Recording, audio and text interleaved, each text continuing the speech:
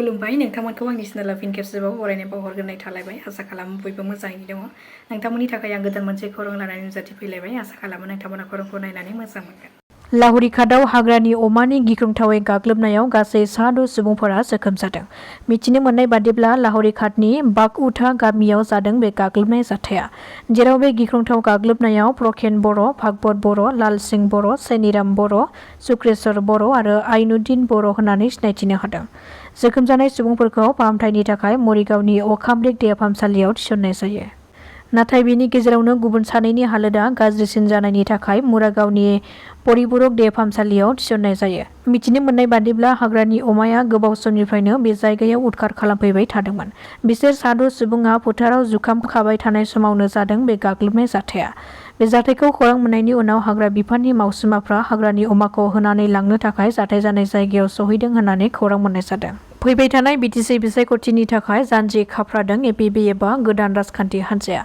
मैया उदालगुरि जिल्लानि सिङाव थानाय भेरगाव बिष्णु राभा भवननि नब्लाङाव अनजलि दैमारिनि दैदेननाय एपिबि एबा एलटारनेटिभ पार्टी अफ बड'लेण्ड हान्जाया खैराबारि ब्लक कमिटि आरो भेरगाव ब्लक कमिटिनि कनभेनिं बिबान दानानै लायो।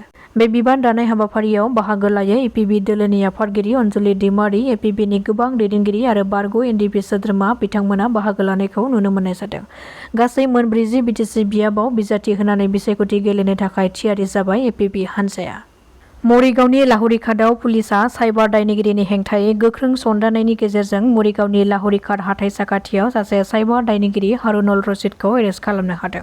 पुलिसआ फोरमायथिनाय बादिब्ला साइबार दायनिगिरि हारुनल रसिदनि न'आ बाहेरनिफ्राय ताला मारिनायमोन, नाथाय मानसिया न' सिङाव हाबखोमानानै दङमोन। पुलिसआ दायनिगिरि हारुनल रसिदखौ हमनो हानायजों लोगोसे न'आव सिग्रोमनानै मोननैसो पेन कार्ड मोनदों, जाय पेन कार्डआ भारत हादरनि गुबुन गुबुन रायजोआव थानाय सुबुंफोरनि मुङै बानायदोंमोन आरो बेजों लोगोसे गंसे लेपटपखौबो बोखांनो हायो। बेजों लोगोसेनो गांनैसो डकुमेन्ट्सफोरखौबो बोखांनो हाबावदों। दायो बेनि सायाव नायबिजिरनाया सोलिगासिनो दङ आरो सुलुंनिफ्राय मिथिनो मोननाय बादिब्ला पुलिसजों हमजानाय हारुनल रसिदआ गुबुन मोनसे केसनि थाखायबो सिगाङाव हमजाखांखाबायमोन आरो दाबो बेनि उनाव बिनि सायाव मा केस दङ बेनि सायाव नायबिजिरनाय जागोन होननानै फोरमायथिबावदों मरिगाव जिल्ला पुलिस बिफाननिफ्राय।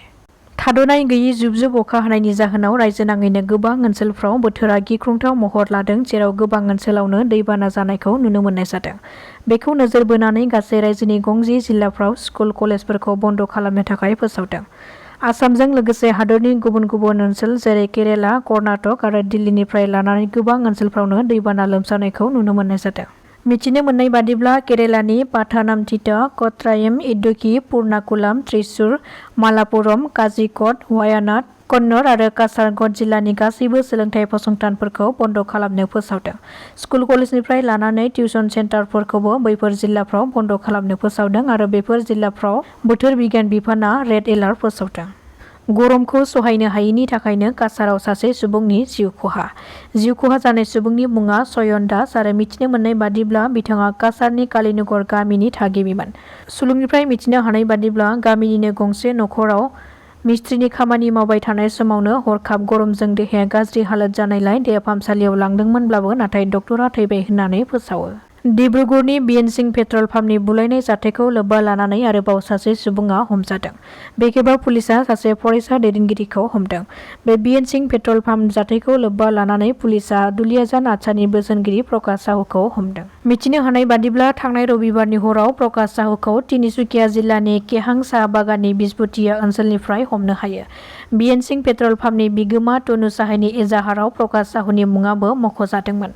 दुलियाजाननि असि भास्कर सयकेनि दैदेननायाव बानजायनाय बे मोनसे अपारेसनावनो रिंकु पथा मुंनि गुबुन सासे लाइमोनखौबो पुलिसआ हमदों।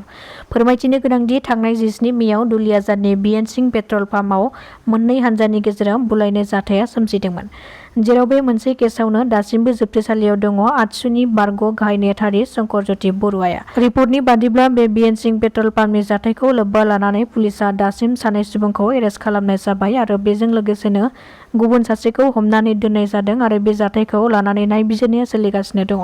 आसामनि श्रीभूमि जिल्लायाव थानाय लोखि बाजारनि साखाथियाव भारत-बांलादेश मोननै हादोरनि गेजेराव होथेनाय बर्डार फेन्सिंआ कुसियारा दैमाजों खुरखा लांजानायनि जाहोनाव रैखाथि हान्जानि थाखाय रोखोमसे खैफोदा नुजाथिदों। मिथिनो मोननाय बादिब्ला बे दैमाया सा श्रीभूमि बियाबनि जगन्नाथी ओनसोलाव सिमा सिंनि माखासे बाहागोखौ खुरखानायनि जाहोनाव सिलिंखार जादों। जायनि जाहोनाव बर्डार सिकिउरिटि फर्सआ फाहामनो थाखाय राहा लानाय जादोंमोन आरो BSF जवानफोरा लोरबां जायगाफोरखौ गोख्रों खालामदों आरो दैज्लां बोथोरा सफैनायजों लोगोसे फैगौ समाव आरोबाव खुरखानायखौ होबथानो थाखाय राउन्ड दा क्लक अपारेशनखौ खालामनायखौ जागायजेनबाय। दासान्दि बे कुसियारा दैमानि दैया बांद्राय नङाब्लाबो नाथाय बे खामानिखौ मावनायाव सोरखारा थाबैनो राहा लायाब्ला थासारिया गाज्रि जालांगोन होननानै ओनसोलनि थागिबि सुबुंफोरा दाबि खालामदों।